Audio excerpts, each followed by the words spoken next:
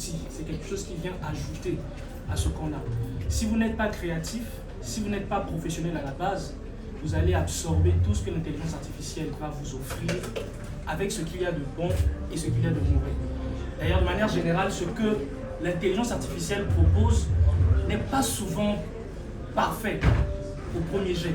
Il y a un travail, il y a une co-création qui se fait. L'intelligence artificielle, vous travaillez avec elle et il y a un travail collaboratif avec cet outil qui se fait. Nous avons aujourd'hui beaucoup d'outils, beaucoup d'intelligence artificielle, Claude et consorts, mais bien avant que ces grandes marques soient visibles, dans les outils que vous utilisez, Photoshop, InDesign, Premiere Pro, tous ces outils avaient déjà commencé à insérer l'intelligence artificielle parmi les outils, parmi les options. Détourer une photo, chacun pouvait le faire manuellement, c'était très fastidieux, ça prenait du temps. Mais il fut un temps maintenant, la sélection automatique, c'est l'intelligence artificielle qui reconnaît les bords et vous avez votre rendu. Donc l'un des gains que l'intelligence artificielle peut apporter à un créa ou bien un professionnel, c'est d'abord un gain en termes de temps. L'intelligence artificielle vient faire le gros boulot, le sale boulot entre griffes, celui qui vous prenait beaucoup de temps, qui n'était pas vraiment valorisant pour vous. L'intelligence artificielle vient vous mâcher le travail et vous permet de vous concentrer sur les choses les plus essentielles. J'ai partagé récemment sur les réseaux sociaux une publication qui m'a touché, un témoignage de quelqu'un qui partageait comment au Bénin, il y a des créateurs de contenu qui avaient vu leurs chiffres baisser considérablement.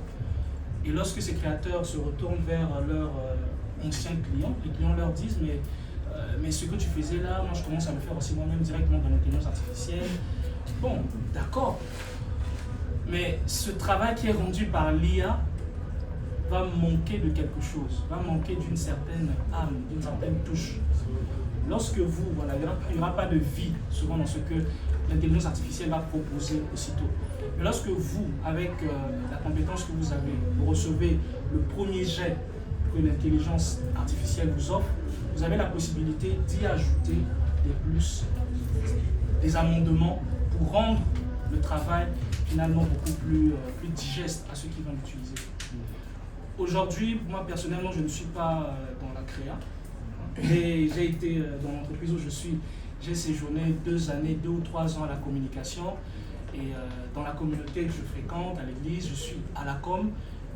Donc j'interagis beaucoup avec les amis de la créa. Mais sur le plan professionnel, je suis un agent administratif. Et même dans l'administration, j'utilise l'IA. Il y a certainement des gens qui le font aussi, qui ne le disent pas, mais moi, je n'ai pas honte de le dire, j'utilise aussi l'IA. Comment je le fais? Imaginez, vous avez 3-4 réunions qui s'alignent. Ça, c'est ce que j'ai eu par expérience. J'ai 4 réunions qui s'alignent.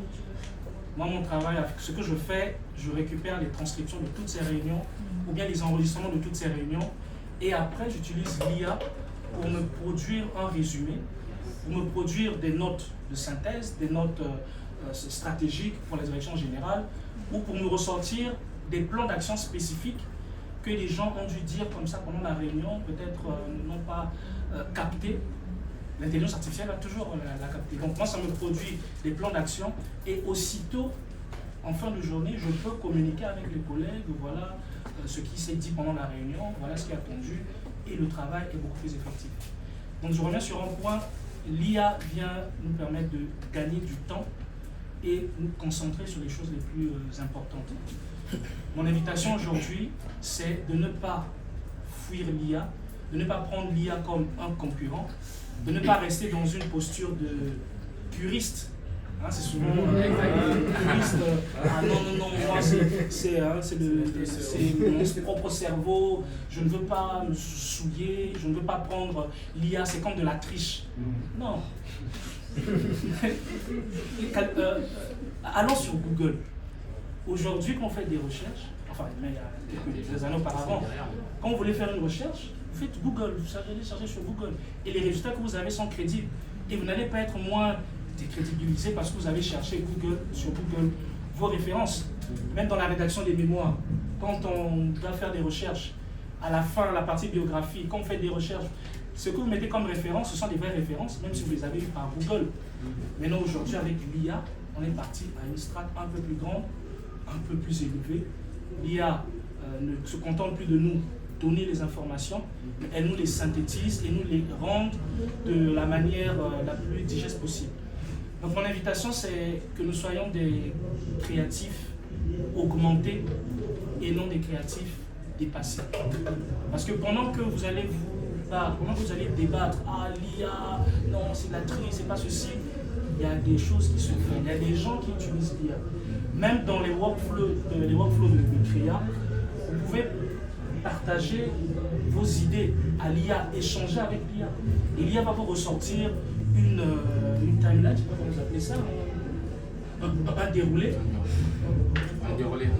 L'IA vous propose un déroulé et vous n'allez que amender, ajuster les choses et dérouler.